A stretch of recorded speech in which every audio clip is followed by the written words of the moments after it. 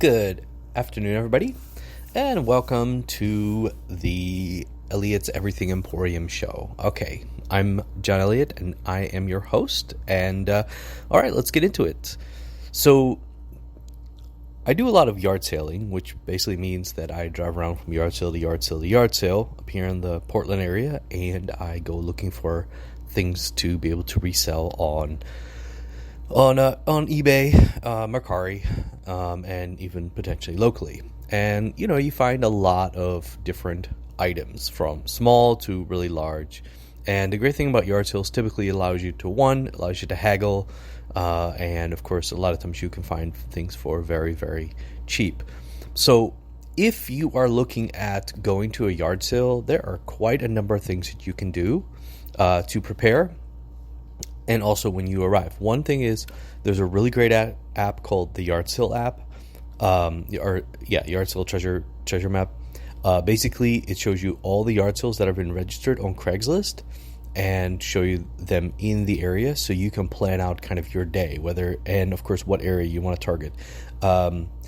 If there are wealthy areas near you, go to them. Typically, they have better stuff. Again, not 100% guaranteed, but typically, they're going to have nicer stuff.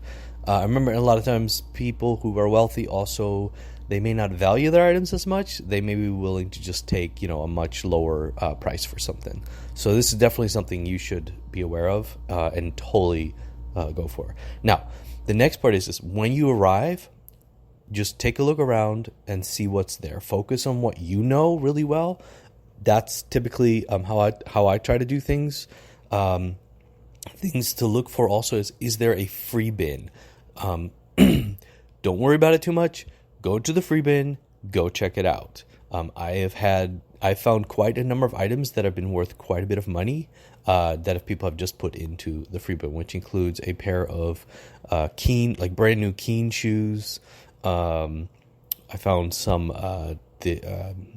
old He-Man cardboard cutouts from the 80s worth about $20 to $30 a piece, and there were about 5 of them.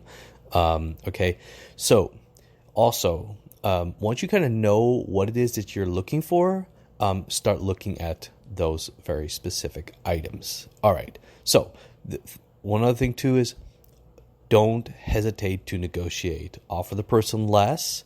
And it'll depend. I can go into haggling some other time, like what kind of methods to use. Also, if you are negotiating, walk away. Like if you don't think that the price is good enough and you can't make a return on it, you're not gonna be able to make money off of it. Just walk away and don't buy it. Another thing that I like to do is I like to pick up the item and just walk around with it. Just take what you have and just walk around with it for a little bit. Sometimes you may look at it afterwards and go, I didn't really like it that much, and you'll put it back. Also, it also means that you're having it. It may be worth a bit more money than you thought it might be. This also keeps somebody else from getting it. Because the worst thing is like you look at something, you're like, you do a little bit of research on it and you realize that this could probably, sell for quite a bit of money and somebody else buys it. That's a pretty horrific feeling. It's definitely happened to me before. Also, scan if there are new items, obviously scan them in eBay, Amazon, Mercari, check your price. You don't want to buy something that's, that's not worth anything. Another big thing that I've discovered at yard sales is, let's say you find something let's say you find an Xbox, and it doesn't have controllers, or maybe, it's got like one game with it or so, or you find, a pair of shoes, and they're brand new. Okay. Let's put it like that. Go to that person, whoever's running the yard sale, and ask them, do they have more of that item? Maybe they've got like Transformer toys. Ask them if they have more Transformer toys. Ask them if they've got video games for the Xbox. Ask them if they have controllers. Ask them if, they have the box for the shoes. Things like that. Or maybe they have more of certain items. A lot of times people just put out like kind of the bare minimum of what they're trying to sort of sell, but they may have more stuff. It's very important to follow up with people. And a lot of times people are like, oh yeah, I've got a whole bunch more. I can't tell you how many times it's happened to me that they, for instance, I'll give you a good example. I was at a yard sale. The woman had a couple of little manga figures, and it was the Gundam. It was the little Gundam dolls. And I said something to her, and I was like, oh yeah, I really like these. They're really cool.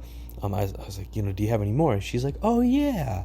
And basically brought me out a whole other box with like 20 or 30 more little manga figurines, just to put into perspective and just to say, yes, ask people for more stuff. Okay, well, I'm going to leave it there for now. I think maybe the next one I'm going to talk about is haggling, like what to do in haggling, so that you definitely can, pay the least and get the most return for your money. All right, talk to you later.